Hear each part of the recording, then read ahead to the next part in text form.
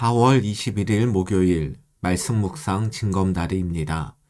오늘부터 주일까지 묵상 본문은 요나서입니다. 오늘은 요나의 불순종이라는 제목으로 요나서 1장 말씀을 묵상하겠습니다. 오늘 본문은 두 단락으로 구분할 수 있습니다. 적대국 아수르의 니느웨에 가서 하나님의 말씀, 더 구체적으로 하나님의 심판을 선포하라는 명령을 받은 요나가 하나님으로부터 도망치는 내용이 첫 번째 단락에 나오고, 두 번째 단락에서는 큰 바람과 풍랑으로 바다에 던져지는 요나에 대한 내용이 나옵니다. 단락별로 본문을 살펴보겠습니다. 첫 번째 단락의 제목은 도망치는 요나입니다. 1절과 2절을 보겠습니다. 여호와의 말씀이 아미떼의 아들 요나에게 임하니라. 이르시되 너는 일어나 저 큰 성읍 니느웨로 가서 그것을 향하여 외치라. 그 악독이 내 앞에 상달되었음이니라 하시니라. 하나님은 요나에게 일어나 아수르의 니느웨로 가서 외치라고 말씀하셨습니다. 그들의 악독이 하나님 앞에 이르렀기 때문에 요나가 외칠 내용은 니느웨에 임할 하나님의 심판이라 할 수 있습니다.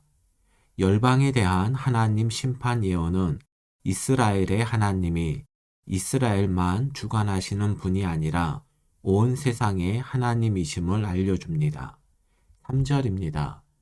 그러나 요나가 여호와의 얼굴을 피하려고 일어나 다시스로 도망하려 하여 욥바로 내려갔더니 마침 다시스로 가는 배를 만난지라.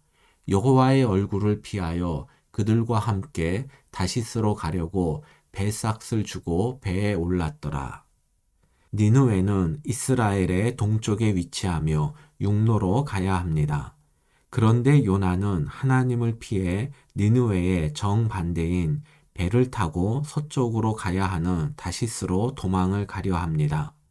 여호와의 명령에 주저하는 경우는 있었지만 정면으로 여호와의 명령을 무시하고 반대로 행동한 예는 요나가 유일합니다.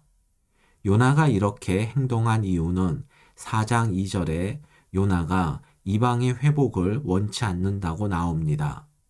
요나로 대표되는 이스라엘은 니느웨로 대표되는 이방의 회복을 원하지 않았습니다. 하나님의 은혜와 회복은 오직 이스라엘의 것이며 이방에게는 재앙이 내려야 마땅하다고 생각했기 때문입니다. 2절과 3절에서 주목해야 할 단어는 일어나다입니다.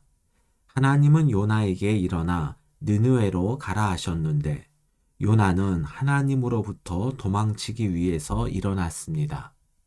현재 있는 자리에서 일어나는 것도 중요하지만 진짜 중요한 것은 무엇을 위해 일어나느냐입니다. 여러분은 어제 무엇을 위해 일어났습니까? 그리고 오늘은 무엇을 위해 일어나려 합니까?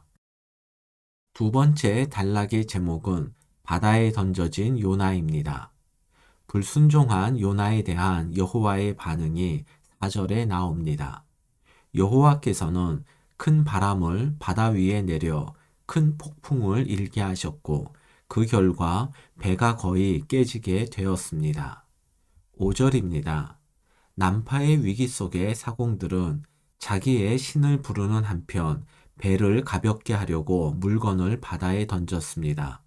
그런데 여호와의 명령을 무시한 요나는 여호와가 보낸 큰 바람도 무시하고 잠을 자고 있었습니다. 5절은 배와 승객을 구하기 위한 사공들의 노력과 요나의 무관심이 대비됩니다.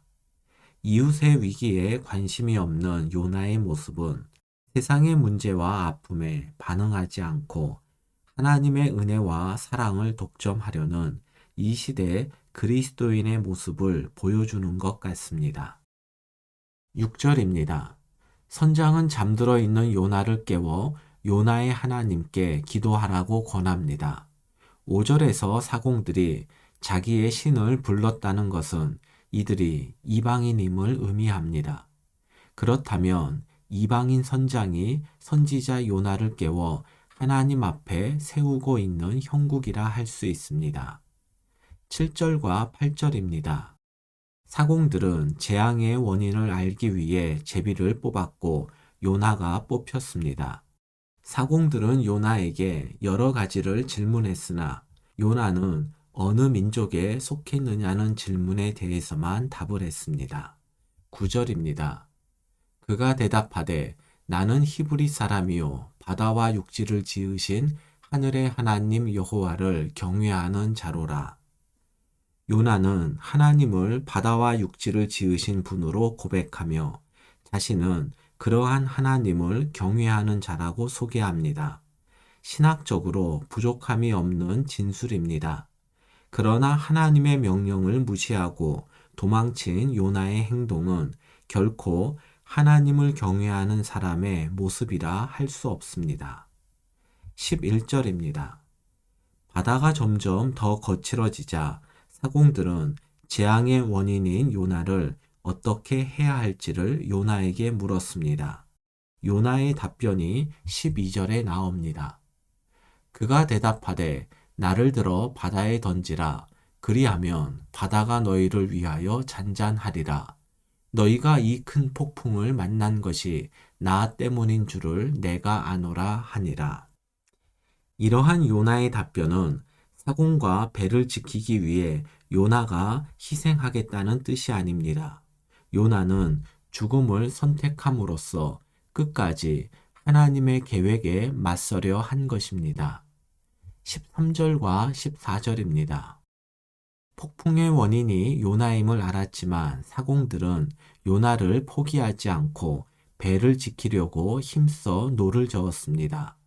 요나와 함께 살기 위해 노력하는 사공의 모습과 하나님의 계획에 죽음으로 맞서려는 요나의 모습이 다시 한번 대비됩니다.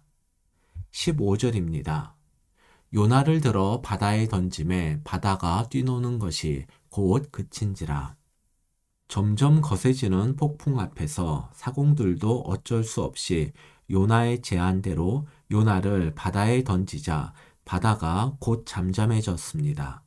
이로써 죽음으로 하나님의 계획에 맞서려 했던 요나의 뜻이 이루어진 듯 합니다.